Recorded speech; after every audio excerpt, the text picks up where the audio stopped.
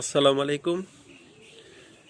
আমরা রবের অফুরন্ত নিয়ামত ভোগ করে আমরা কি আল্লাহ তাআলা শুকর আদায় করছি? তো এ বিষয়ে মহান আল্লাহ তাআলা বলেছেন পবিত্র কোরআন শরীফের সূরা বাকারায়। মহান রাব্বুল আলামিন বলেছেন, আয়াত 172, হে মুমিনগণ, আমি তোমাদেরকে জীবিকা রূপে যে উৎকৃষ্ট বস্তুসমূহ দিয়েছি তার থেকে যত ইচ্ছে খেয়ে নাও এবং আল্লাহর শুকর আদায় করো, যদি তোমরা তারই ইবাদত করে থাকো।